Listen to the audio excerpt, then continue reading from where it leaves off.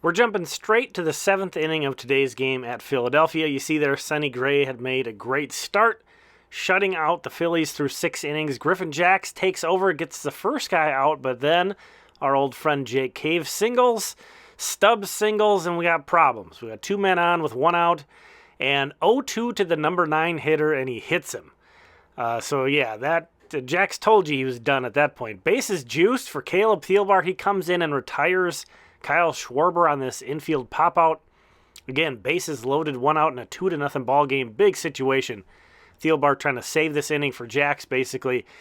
Facing Alec Boehm, who crushes lefties. They fall behind, even it up with that foul ball, get ahead on this fastball up in the zone. But then Thielbar can't finish it off. He misses badly with a breaking ball. He misses pretty badly with a fastball. So it's even up, Boehm is ahead with a full count. He thinks he walks here. No, he is called out, and he is not having it at all. He got ejected. That did look inside, but you know what? It doesn't feel like we get many of these, so we'll definitely take it. Huge performance. Also want to call out that Pagan came in. Thielbar faced the first batter of the next inning, and then Pagan came in and struck out the only 2 men he faced. This ends on a double play, an unassisted double play by Joey Gallo there at first base. So the Twins hang on, 3-0 victory at Philadelphia to clinch a series. Very impressive win. Here you see the pitching lines. Again, Sonny Gray, we're going to talk about him a bit more later in extra innings.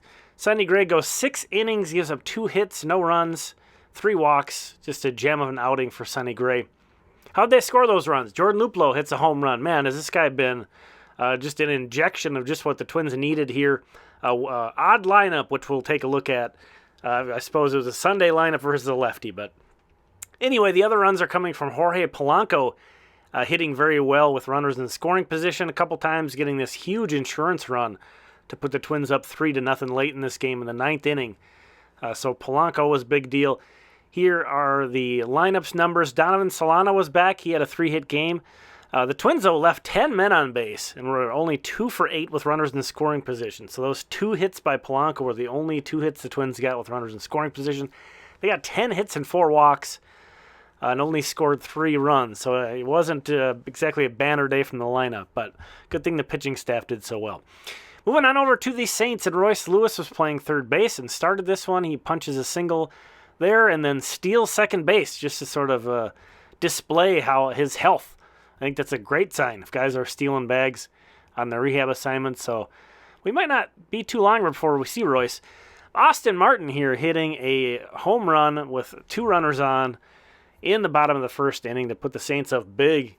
Martin, this is just his 37th game of the season, but he's been looking good, playing a little bit of second base, playing some outfield, kind of all over the outfield. Got a spring in his step, you can see there. He gets the hot dog hat. Got to love that. There's the swing. It was pretty majestic. It got up there. But yeah, Martin is flashing some of his skills, and the power is not really his calling card, but that was a nice to see him hit a home run.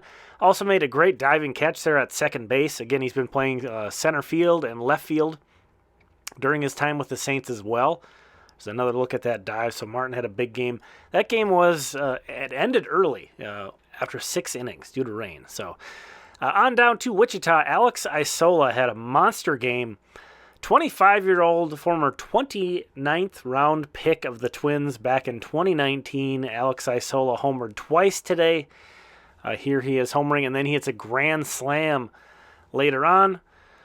So a huge game for him. 2-homer game. He now has 14 home runs and an .802 OPS for Wichita.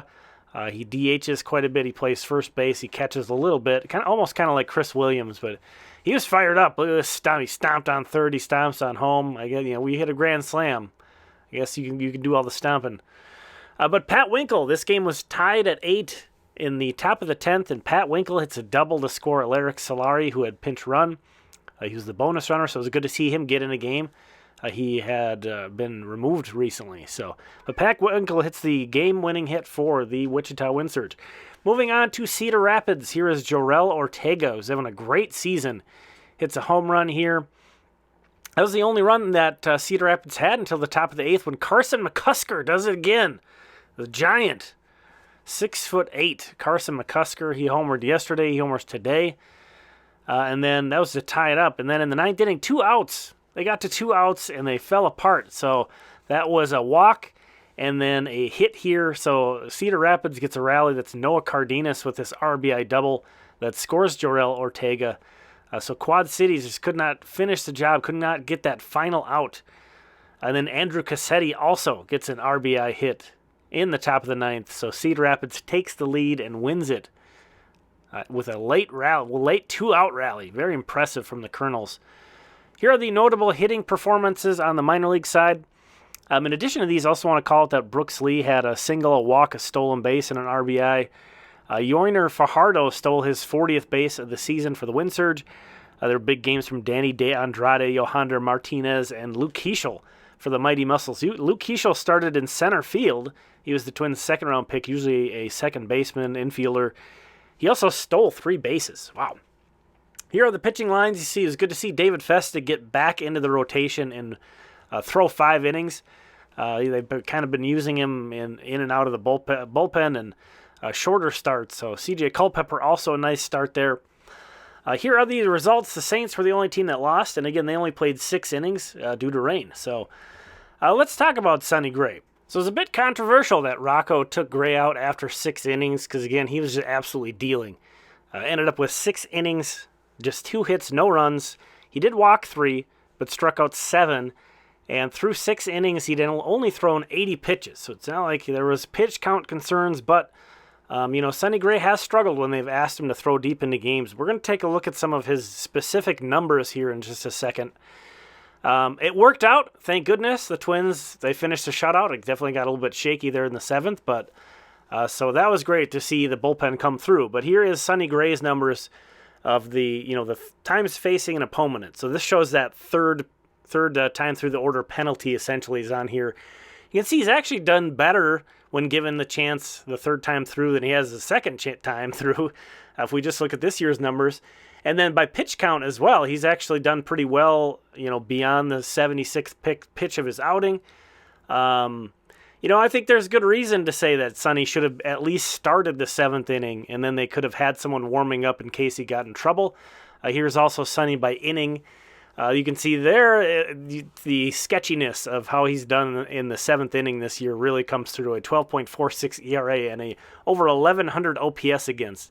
So I get that Rocco is hesitant to put him back out there since that's been such a thing for him.